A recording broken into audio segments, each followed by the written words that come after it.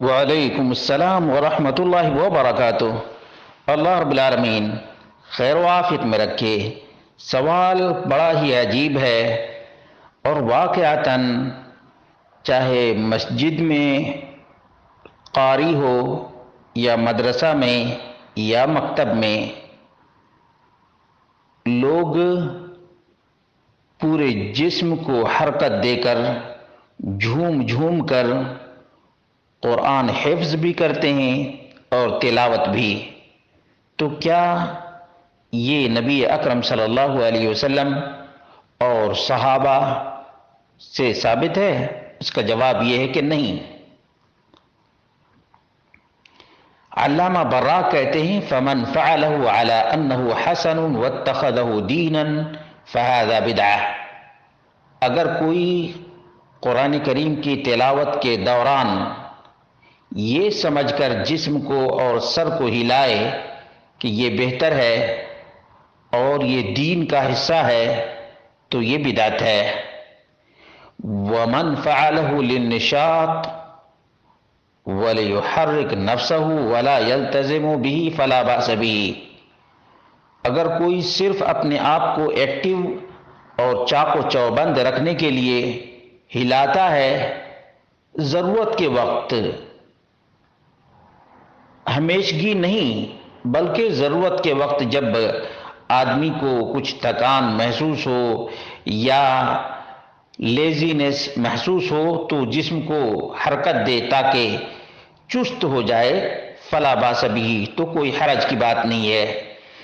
لیکن نقل ابو حیان عن الزمخشری انه لما نشر موسى علیہ السلام الالواح وفيها كتاب الله تعالى لم يبق شجر ولا جبل ولا حجر الا اهتز۔ لیکن ابو حیان مفسر نے علامہ زمخشری مفسر سے نقل کیا ہے، جب موسیٰ علیہ السلام نے تورات کے تختیوں کو پھینک دیا جس میں اللہ رب العالمین کا حکم تھا، تو جتنے بھی درخت، پہاڑ اور پتھر تھے تمام کے تمام حرکت میں آ گئے۔ فَلِذَلِكَ لَا تَرَى يَهُودِيًّا يَقْرَأُ التَّوْرَاةَ إِلَّا اهْتَزَّ۔ اسی وجہ سے جب بھی کوئی یہودی تورات پڑھتا ہے تو حرکت کرتا رہتا ہے۔ وَانْغَضَّ لَهَا رَأْسَهُ، اور سر کو ہلاتا رہتا ہے۔ قال ابو حیان معقباً، ابو حیان نے البحر المحیط جلد نمبر 4 صفحہ نمبر 420 پر ذکر کیا ہے اور اس پر تعلیق چڑھایا ہے وقد سرت هذه النزعة الى اولاد المسلمین فيما رأيت بديار مصر، کہ یہ یہودی عادت مسلمانوں کی اولاد میں بھی سرایت کر گئی ہے، جیسا کہ میں نے ایجپٹ میں، مصر میں دیکھا ہے۔ تراہم فی المکتب اذا قرأوا القرآن یہتزون ویحرکون رؤوسہم، انہیں مدرسہ میں قرآن پڑھتے ہوئے جسم کو حرکت دیتے اور سر ہلاتے ہوئے دیکھیں گے۔ وَأَمَّا فِي بِلَادِنَا بِالْأُنْدُلُسِ وَالْغَرْبِ، لیکن اسپین اور مغرب کے علاقوں میں جو ہمارا ملک ہے، فَلَوْ تَحَرَّكَ صَغِيرٌ عِنْدَ قِرَاءَةِ الْقُرْآنِ أَدَّبَهُ مُؤَدِّبُ الْمَكْتَبِ، اگر چھوٹا بچہ بھی قرآن کریم کی تلاوت کرتے ہوئے حرکت کرے یا سر ہلائے تو مکتب کا جو معلم ہے اسے تادیب سکھائے گا۔ وقال له، اور یہ کہے گا لا تتحرک فتشبہ الیہود فی الدراسہ، حرکت مت کرو تلاوت کے دوران ورنہ یہودی کے قرات کے وقت جسم ہلانے کے مشابہ ہو جاؤ گے۔